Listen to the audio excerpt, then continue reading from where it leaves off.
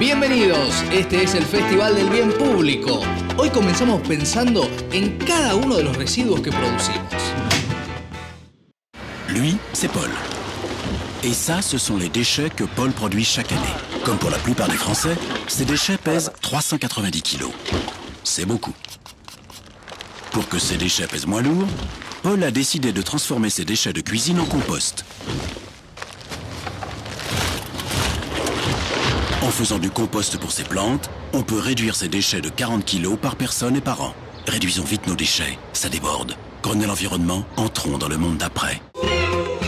¿Cómo les va? Muy bienvenidos al Festival del Bien Público. Hoy hemos empezado con un spot notable del año 2009 y hay un dato que hay que señalar en relación a los plásticos, que es el tema de esta noche en la televisión pública. Cada año producimos 390 kilos de basura, cada uno de nosotros. Esto es un dato impresionante y que grafica con cierto sentido el humor el spot que acabamos de ver. Por eso el punto está en cambiar la mentalidad, en poder reducir el consumo de plásticos que impactan directamente en el medio ambiente y vuelven a nosotros de diferentes maneras. Lo que vamos a compartir ahora es una propuesta que hizo el gobierno de Escocia, una acción de bien público de un gobierno en relación a las películas de superhéroes y el medio ambiente.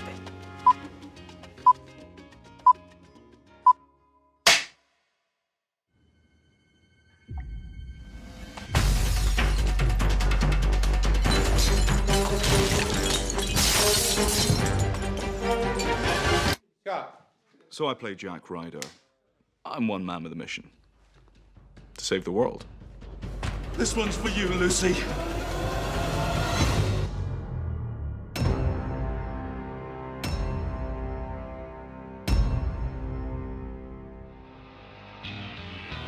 Bueno, todos podemos ser superhéroes y superheroínas, plantea este spot, ¿no es cierto?, de alguna manera la posibilidad de hacerlo. Fíjense que en los últimos 10 años la humanidad produjo más plástico que en todo el resto de la historia. En 10 años más que el resto de nuestra historia en cuanto a la generación de plásticos. Y en nuestras vidas podemos ver que hay mucho para reducir. Vamos a seguir ahora con un spot que lo que permite mostrar es qué pasa en el proceso hasta que, por ejemplo, una cuchara de plástico descartable llega a nuestras manos.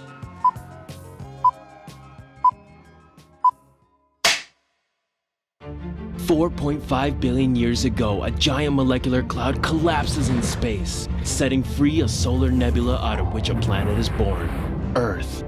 For 2 billion years, this planet evolves and first life appears. A soup of cells, bacteria, algae, fungi, a myriad of plants come to life. Fish rain the oceans and eat the algae. They absorb the sunlight and store it in their bodies. Dinosaurs, amphibians, reptiles, birds, and mammals, they all live and die. And each year, their dead bodies are covered by layers and layers of sediment. Heat and pressure rise, turning them into yellow-black liquid, oil. Humans arrive, and with them, geologists. They study for years to find the oil and build rigs in remote places. Giant pumps extract the liquid, and it's shipped across the oceans. A refinery now cracks it open, and once again it travels. A factory then binds the compounds and turns them into plastic pellets. Stored in big containers, around the world they go. Liquefied, they're molded into the shape of a beautiful spoon. The spoon drops and cools off to harden. Wrapped in plastic, it is put into a box, and the box is put on a pallet, and the pallet is put into a container, and the container is put on a truck, and the truck drives to a port, where the container is put on a ship. And ship, the spoon arrives 6,000 kilometers around the world, where it is picked up by a merchant who puts it on a truck and drives it to a store, where it's placed on a shelf in a temperature-controlled room, where it sits for 2 months until you select it and pay for it with the money you've worked hard for, and you drive the spoon home, which is where you are standing right now with the spoon in your hand. Now tell me, do you still think it's too much effort to use a metal spoon that you just have to wash?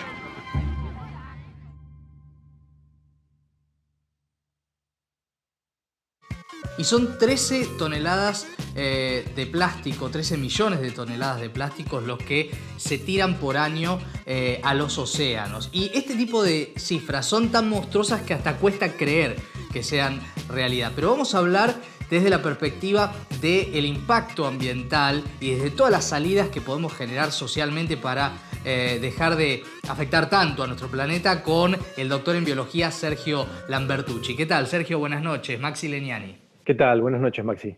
Un gusto recibirte. Sergio, te voy a invitar a vos y a todos los televidentes a ver un spot que es un poco ejemplar en el sentido de lo que hace, porque habla del reciclado de vidrios incluso, y lo hace reciclando otros spots. Lo vemos y lo charlamos.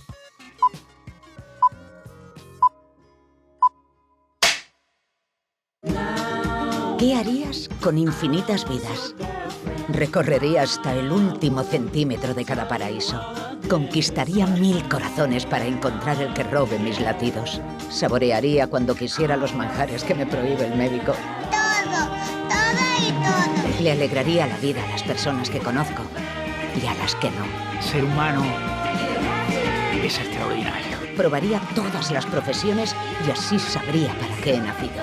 Saldría a divertirme cada noche sin pensar en el despertador.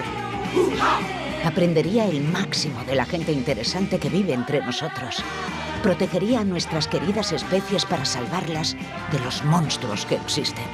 Formaría una familia enorme con ganas de reunirse para celebrarlo todo. Tú me das cremita, yo te doy cremita. Pero, ¿sabes qué? Si tuviera infinitas vidas, primero cuidaría del medio ambiente, porque si no, nuestro futuro será irreparable. Todo puede cambiar si se recicla, incluso la publicidad. Ecovidrio. Reciclar da vida, infinitas vidas. Bueno, interesante, ¿no? Porque con muchas publicidades, muchos fragmentos se constituye este spot, ¿no, Sergio? Y es una también de las salidas, ¿no? Que no digamos lo que hay que hacer, sino que también lo hagamos. Y esta publicidad tiene ese aspecto interesante, ¿verdad? Sí, es fundamental que tomemos conciencia de que si cada uno de nosotros no participa activamente en la solución del problema que estamos generando como especie, no solamente vamos a seguir en los problemas que estamos, sino esto va a empeorar. Hay un dibujo que anda dando vuelta por las redes que es muy gráfico en ese sentido, ¿no? Estamos ahora sufriendo una pandemia, se nos viene el cambio climático, se nos vienen un montón de olas que son cada vez más parecidas a un tsunami. Si no tomamos conciencia de eso y empezamos realmente de a poco participar individualmente en cosas que podemos hacer, por ejemplo, reciclando, no tirando toda la basura, sino que tratando de compartimentalizarla, de separar, de poder utilizar por un lado la materia orgánica, por otro lado, recién nombraste los plásticos, el tema de usar la menor cantidad de plásticos posible es fundamental.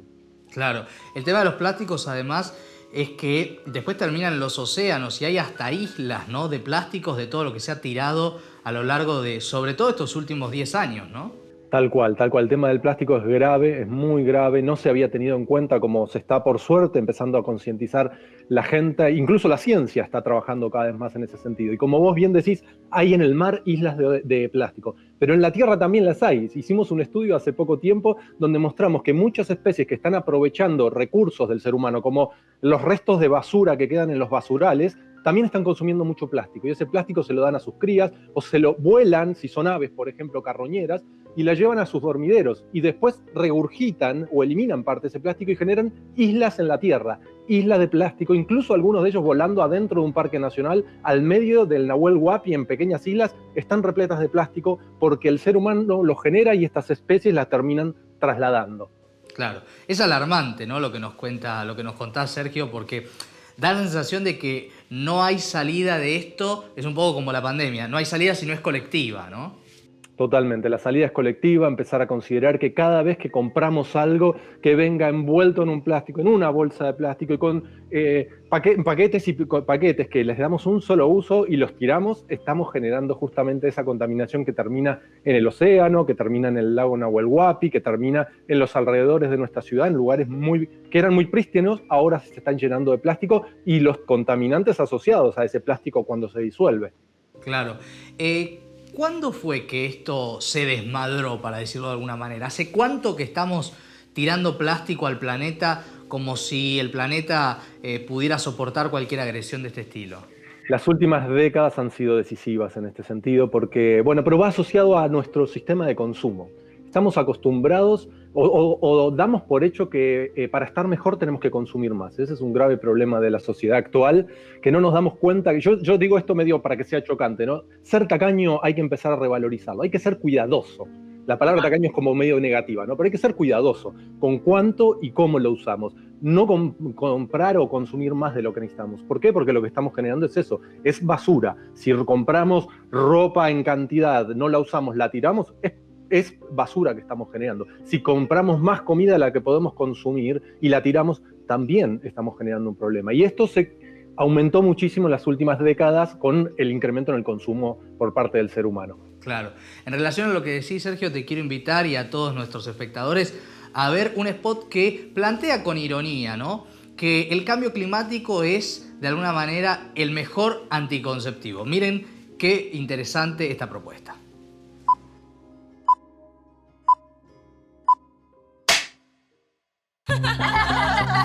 Say, ladies, are you guys happy with your birth control? I hate having to take mine every day. And it seems like so many aren't 100% effective. Well, I'm on a new birth control, and it really works. Really? What is it? It's called climate change. Climate change? What's that? Climate change is the significant changes in our Earth's atmosphere caused by pollution, ultimately leading to the destruction of our planet if we do nothing. Sounds complicated. How's it work? Oh, it's simple. Climate change releases an existential dread throughout your entire being, making you question whether it's ethical to have children at all in this seemingly doomed world. Now that seems too horrible to be true.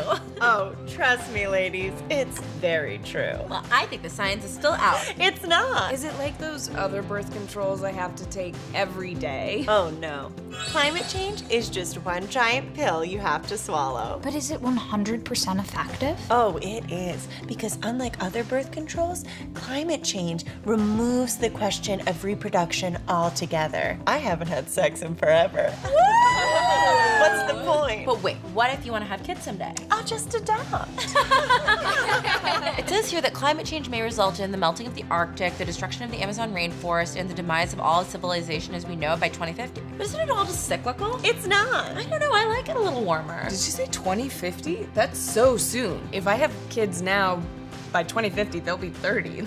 I'm about to be 30. I don't want to live in that world. Do I want to force my children to? Uh-oh, ladies. Looks like it's working already. Cheers! Side effects of climate change include extreme heat, heavy downpours, flooding, increased wildfires, worldwide displacement, insect outbreaks, food and water scarcity, just to name a few. Climate change is available everywhere, all the time. Climate change may not be effective if you are a CEO of an oil company, fossil fuel lobbyist, or politician bribed by a fossil fuel lobbyist. Call your senator or congressperson if climate change isn't right for you. Now I'm in control of my life. Or what little is left of it anyway. Bueno, acá hay una cosa de humor, ¿no, Sergio? Interesante. Pero al mismo tiempo hay algo de realidad, ¿no? ¿A qué mundo que estamos construyendo nosotros? No es que lo construye una fuerza desconocida, sino cada uno de nosotros, seres humanos, traeríamos hijos e hijas, ¿no? Hijes. Tal cual. Es una pregunta que todos nos hacemos, ¿no? ¿A dónde los estamos trayendo? ¿A dónde los trajimos los que ya tenemos hijos? Claro. Es irónico, pero bien interesante mostrar como que tenemos que repensar, porque si vamos a traer nuestros hijos a este mundo, lo que se les viene es grave. Y se les viene grave no solo como muestra en el spot por el cambio climático, sino por todos los motores de cambio que estamos generando. En la actualidad quizás el cambio climático no es el más grave, probablemente lo sea pronto, pero en la actualidad hay muchos otros como el cambio en el uso del suelo, la agricultura, la contaminación aérea, acuática, terrestre, las invasiones biológicas, todos estos cóctel que encima interactúan unos con otros, está llevando a que nos tengamos que realmente replantear si vamos a traer a nuestros hijos a ese futuro tan oscuro, ¿no? Claro, y al mismo tiempo lo que aparece acá a través del humor es el compromiso social, ¿no? El diálogo social respecto del universo que estamos construyendo día a día, ¿no? Me parece que aquí, desde el punto de vista de tu especialidad, de la biología, hay una cuestión que también evidenció en el último tiempo el inicio de la pandemia, ¿no? Cuando los animales volvieron a las ciudades, cuando los ríos se transparentaron. Es decir, el problema somos los seres humanos, dicho en criollo. Sí, eso está claro, que nosotros somos los que hemos generado en un periodo corto, estamos sufriendo la sexta extinción masiva que el planeta está sufriendo de especies, y la está generando en este caso, en un periodo de tiempo cortísimo, el ser humano. y justamente lo que estamos haciendo, como bien decías recién, es impactando a escala tan grande que no da tiempo ni siquiera a recuperarse a las especies o a manejarse. Con pequeñas pausas, como esto que le llamamos ahora los científicos la antropausa o antropopausa, que fue este pequeño espacio que le dimos a la naturaleza al encerrarnos en nuestras casas, lo que generamos fue que poder ver rápidamente que la naturaleza tiende a responder positivamente hacia eso. Pero para eso tenemos que darle mucho más que una pequeña pausa, tenemos que darle un respiro mucho más grande, y esa es la deuda que tenemos con la naturaleza si queremos seguir aprovechando y disfrutando este mundo que es finito, no es infinito como a veces pareciera que creyéramos. Para aquellos que de pronto usan mucho plástico, lo tiran rápidamente, ¿qué tips les darías para que tengan un comportamiento más responsable? Bueno, por un lado, nosotros tenemos que tener un comportamiento, pero debemos exigir a nuestros gobiernos y a las empresas que reduzcan en la producción. Hay que ayudar al consumidor también. Y el consumidor lo que tiene que hacer es empezar a volver a utilizar. Cuando éramos chicos usábamos mucho más la botella, por ejemplo. No teníamos problema de ir con la botella de vidrio. Nosotros vamos a comprar nuestros productos en frasco de vidrio y en botellas que volvemos a utilizar. Con eso reducimos mucho ese plástico de un solo uso. El no uso de las bolsas, llevar nuestras propias bolsas.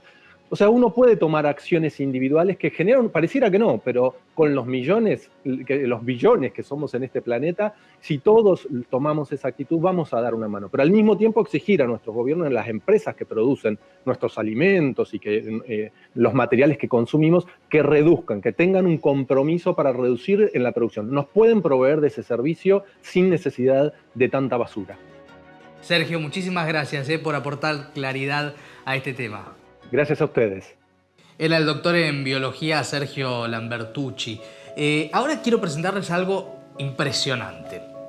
No nos imaginamos cómo podría ser el mundo absolutamente colapsado, salvo por el cine, pero también por esta acción que hizo el Museo del Prado para concientizar sobre la cuestión climática respecto de algunas de sus grandes obras. ¿Cómo serían en un mundo inundado, colapsado? Miren qué manera gráfica, bella e inteligente de concientizar sobre la cuestión de los plásticos y el planeta.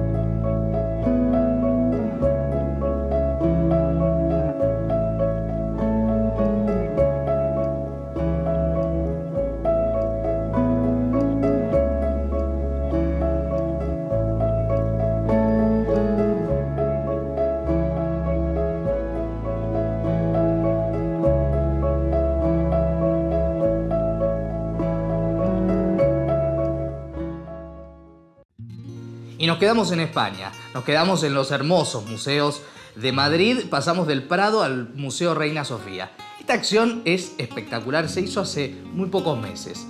El Museo Reina Sofía abrió un museo, un submuseo de plástico hecho para cerrar, diseñado para cerrar. Un gesto espectacular, efímero, pero contundente en relación a la contaminación.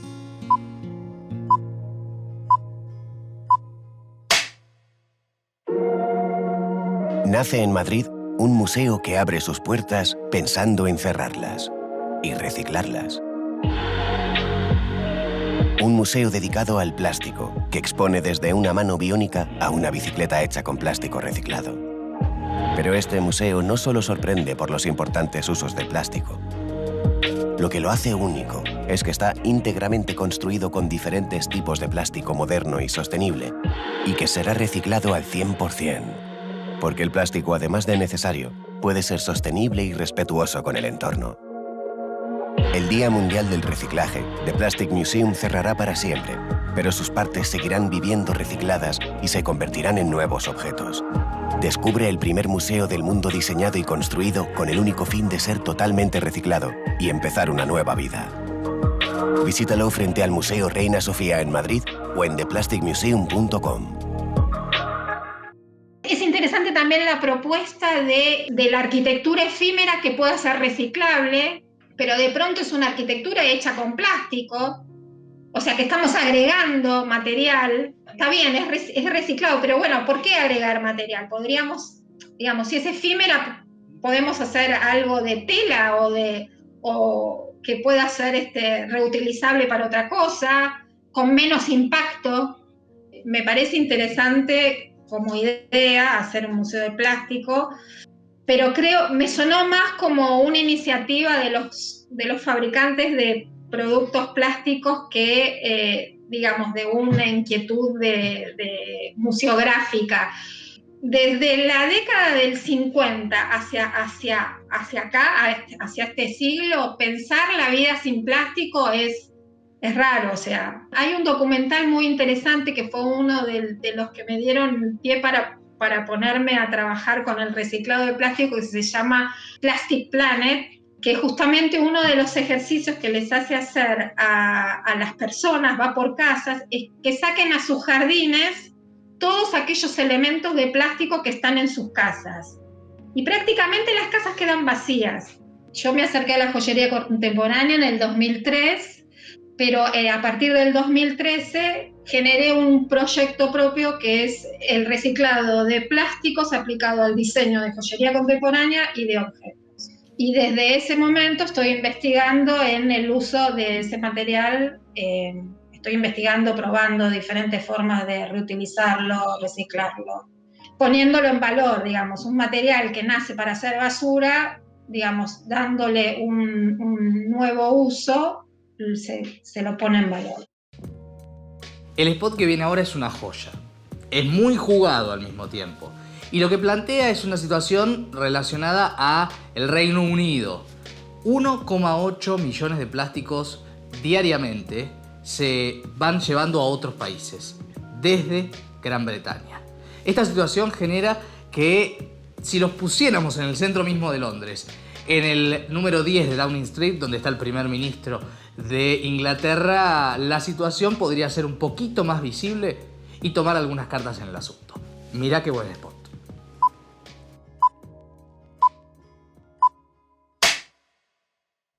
There is no greater duty for any nation than protecting our people and our planet. The UK government is a global leader in tackling plastic pollution, and we can be incredibly proud of what we are doing. Plastic everywhere. What in the wibbly fiddlesticks? Well, thank you, crisps. We have banned plastic straws, plastic stirrers, and plastic cotton buds to make sure that we turn the tide.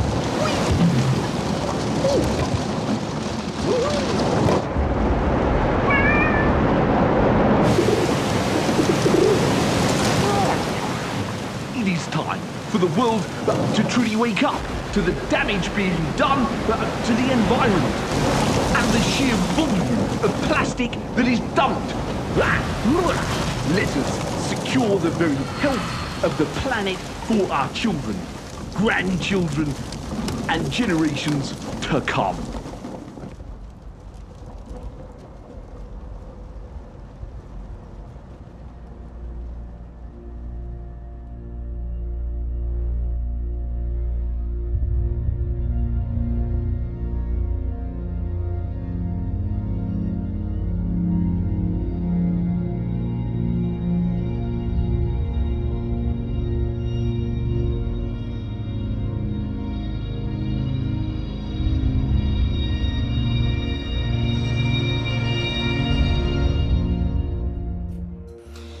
Bueno, impactante esta campaña, ¿no? La posibilidad de ver cómo esa basura que se tira, que se exporta, qué pasaría si estuviese en el centro mismo del poder. Y además ese sentido del humor maravilloso. Y vamos a ver cómo se arma este tipo de campañas. Justamente estamos con la coordinadora de campañas de Greenpeace, Luisina Hueso. ¿Cómo estás, Luisina? Buenas noches. Maxi Legnani. Hola, ¿qué tal, Maxi? ¿Cómo estás? Un gusto recibirte. Bueno, ¿cómo fue este armado, esta gesta de una campaña tan provocadora, tan valiente y tan interesante? Bueno, es un tema, el tema de los plásticos es un tema que ya desde Greenpeace venimos trabajando hace muchísimos años, tanto en Inglaterra como en Argentina también, y es una de las grandes problemáticas que hoy tenemos, ¿no? Y es sin duda muy necesario poder abordarlo desde estos lugares. Siempre tratamos de buscar otros puntos de entrada, digamos, a la problemática. En este caso fue algo muy interesante porque el texto que el muñeco dice, o sea, que Boris Johnson dice, son cosas que esta persona dijo realmente y son mentiras. Inglaterra es uno de los grandes exportadores de plásticos, de residuos plásticos que terminan en países en vías de desarrollo, en países del tercer mundo, que van a la quema quizás, a generar contaminación en otros países. Básicamente lo que hacen es tercerizar el problema de la contaminación en otro país. Y eso es realmente terrible. Por eso luego de que se publicara este aviso, esta campaña, Turquía, por ejemplo, le prohibió todo tipo de importación de plástico desde Inglaterra, con lo cual por ahora viene siendo muy exitosa. Bueno, claro, porque lo que siempre nos preguntamos y nos interesa es el impacto de estas campañas de bien público, ¿no? Las consecuencias, que algo suceda concretamente, así que es un gran logro, ¿no? Sí, la verdad que sí, fue una muy buena noticia. Y bueno, y también empezar a interpelar, ¿no? Esta forma en la que se da, no sé, es una situación geopolítica, ¿no? Los países del primer mundo, que son los grandes generadores de residuos y los grandes generadores de plásticos, que se saquen el problema de encima simplemente exportándolo, es realmente inaudito, así que está muy bueno que se exponga y está muy bueno que también los países que reciben esto tomen medidas al respecto. Claro. Y estas campañas, nosotros hemos mostrado varias campañas relacionadas a los plásticos, incluso en otro programa, pero acá ya hay nombre y apellido, digo, hay una cosa muy potente, muy audaz. Me imagino que debe haber causado mucho revuelo en Inglaterra esto, ¿no? Sin duda, sobre todo porque, como les decía, el texto, el discurso que se usa en la campaña, en el video, es real. Esa ironía hizo que, bueno, justamente el video se haga viral, y también creo que es lo que hizo que el hecho de que sea tan atractivo el video hizo que enseguida se haga viral y también que enseguida se tomen medidas al respecto. Así que, en conclusión, vale la pena la provocación, digamos. Sí, total. Y además ese sentido del humor que siempre hace que los videos se viralicen mejor y que generen también este interés de contenidos para compartir y, en definitiva, la llegada del mensaje. Te invito, Luisina, los invito a todos a ver un spot que hizo National Geographic que se llama Sonidos del Futuro Océano. Lo hizo en el marco del Día Nacional del Agua. Y se van a sorprender con lo que han logrado, pero se van a sorprender para mal.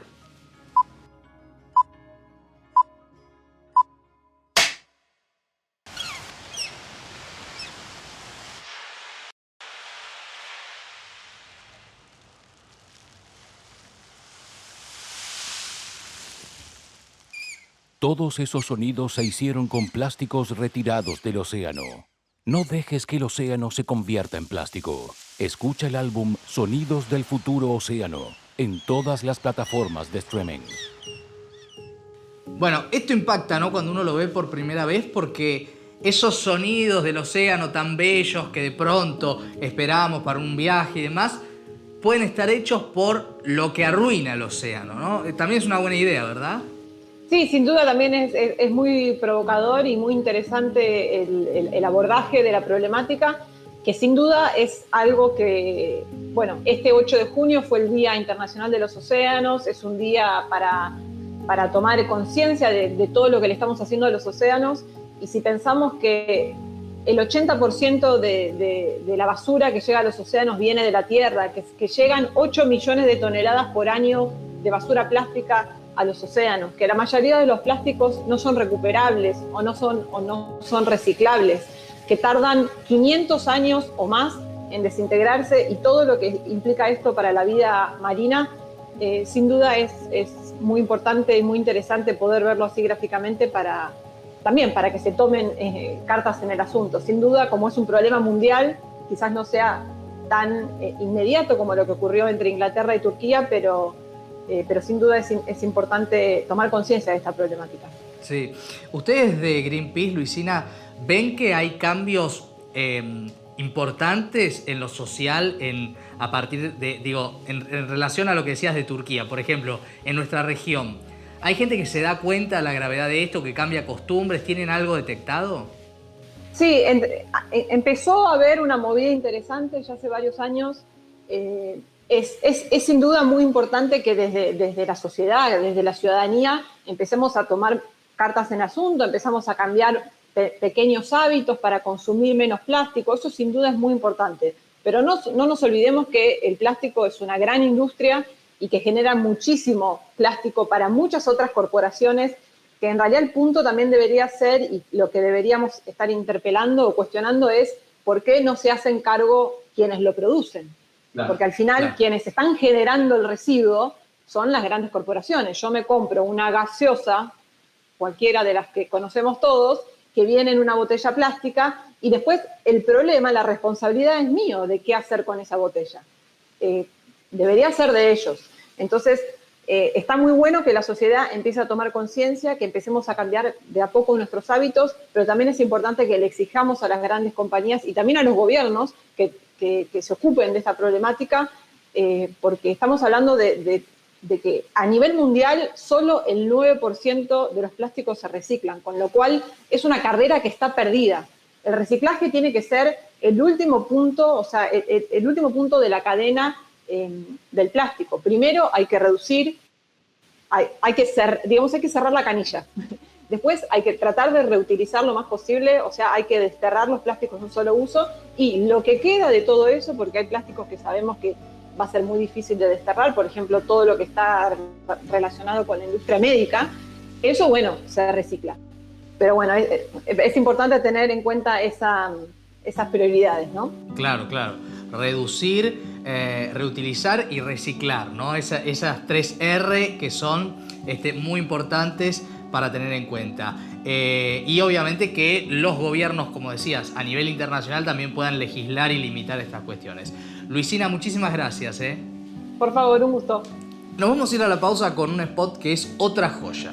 En este caso tiene que ver con nuestra relación con los plásticos. Una relación tóxica.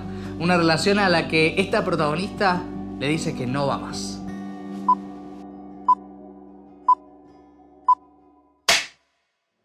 There's something I need to tell you. This relationship isn't working. It isn't good for me. I'm breaking up with you. It's not me, it's you. I became dependent on you. And you were always there for me, even when I was at my worst. But I didn't realize the damage you were doing. You created a toxic environment. Not just for me, but others too.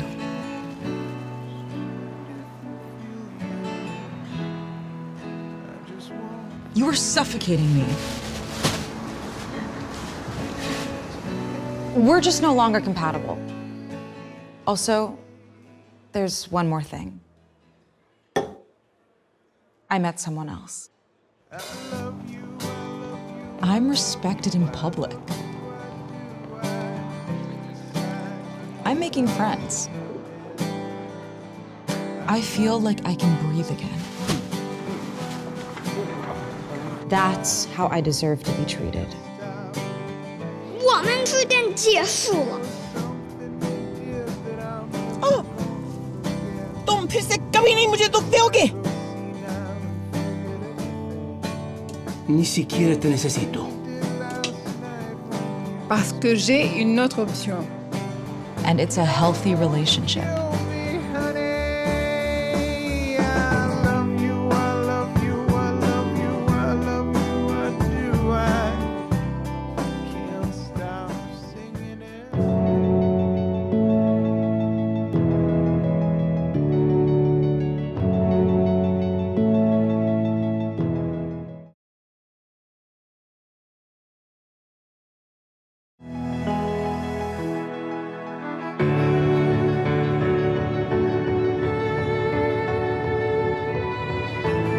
Y ahora en el Festival del Bien Público, los que hacen bien público. El caso ahora que vamos a conocer y vamos a hablar con ella es el de María Gómez, que es escritora y que trabaja en la célebre editorial Eloísa Cartonera. ¿Cómo estás, María? Bienvenida.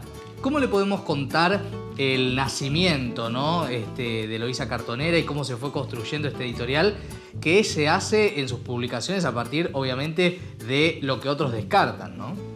Bueno, Eloísa Cartonera es una cooperativa, una editorial que nació se van a cumplir 20 años en el 2023, o sea, nacimos en el 2003, y bueno, es un proyecto artístico y social, así se definía cuando comenzó, que publica libros de literatura latinoamericana, sobre todo poesía, también bueno, hay novelas, cuentos, incluso algunos ensayos.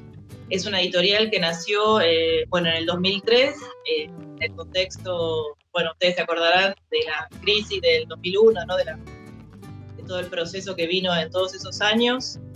Bueno, recordarán seguramente que en aquella época comenzaron a surgir o a haber muchísimos cartoneros en las calles y la ciudad empezó a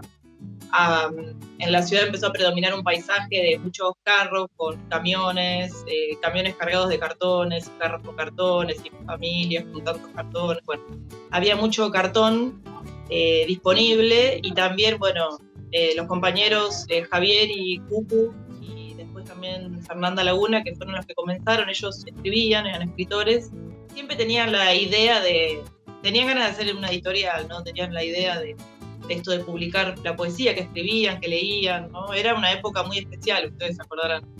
Y bueno, como hacer libros era muy caro, en esa época el precio del papel, siempre el precio del papel está atado al dólar y de todos los insumos de imprenta, entonces los libros son algo caro de fabricar, sobre todo porque uno hace muchos libros, entonces el tema es privativo, ¿no? Sobre todo en aquella época.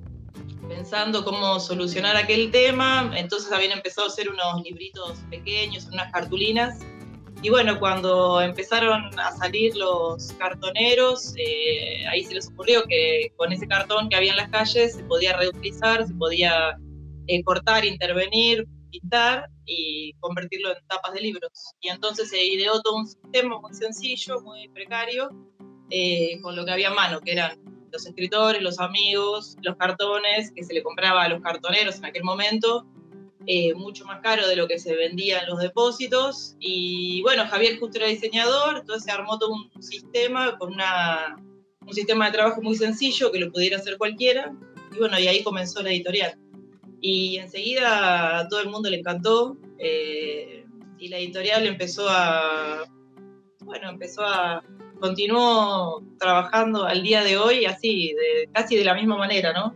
Publicando libros económicos, hechos a mano, así medio rápido, medio de una manera no muy pretenciosa, porque la idea era hacer muchos libros de circulación rápida, ¿no? Y también publicar otros autores jóvenes, autores sobre todo escritores y escritoras latinoamericanas, que en aquel momento también era una poesía que por ahí no se conseguía mucho, ¿no? Por todas esas cosas que no son comerciales o del mercado, y bueno, entonces Eloísa Cartonera vino a cubrir ahí un vacío que había, que era un poco esto de la poesía latinoamericana y también de, bueno, hacer libros así, de una manera simple, ¿no?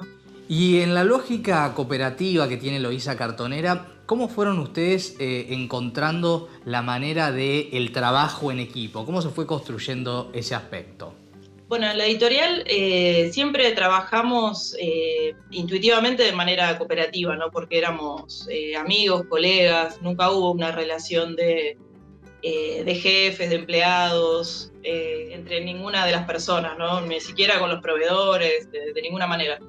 Pero bueno, paralelamente en esa época también no solo estaban los cartoneros y la crisis social y el deseo de la poesía y todo eso, y el arte, sino también que estaban las cooperativas, ¿no? Se acordarán también que fue una época de las fábricas recuperadas, cuando cerraban una fábrica los obreros se organizaban y trataban de sostenerla autogestivamente, ¿no? Bueno, entonces Eloísa Cartonera también quiere, en ese momento está tomando esa energía y también piensa que el cooperativismo es la forma de organización de la época, ¿no?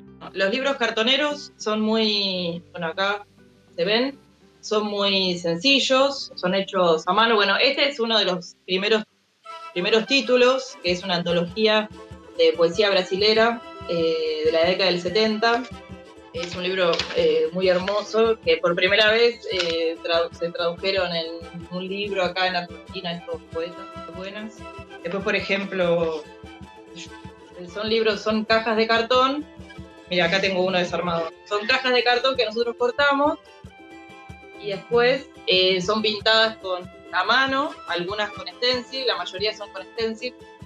Y bueno, y después los interiores de los libros también son diseñados como cualquier libro, ¿ven? En realidad casi todos son bastante breves, son cuadernillos. Ves que este es un cuadernillo que simplemente está abrochado. Es una hoja un poco más chica, es un tamaño especial, un poco más chica que A4. Está diseñado, impreso, abrochado. Y después el cartón que está pintado se le pega al interior adentro y ya queda. Bueno, la verdad que un placer poder contarle a la gente de todo el país lo que es Eloísa Cartonera, este proyecto maravilloso. Así que un gusto y gracias por este momento, María. Gracias a ustedes. Ahí estaba María Gómez, escritora, integrante de Eloísa Cartonera. Un proyecto maravilloso. Además, cada uno de los libros tiene algo no solamente artesanal en sí, sino que cada tapa del libro es única y eso también es maravilloso. Se notan las perspectivas del trabajo colectivo y del trabajo artesanal. La semana que viene hay mucho más, ideas para cambiar y mejorar nuestro estilo de vida. De esto se trata el bien público y si querés repasar programas anteriores, acordate de nuestro canal de YouTube. Están todos y cada uno de los que hemos estado transitando. Gracias por habernos acompañado. Chau.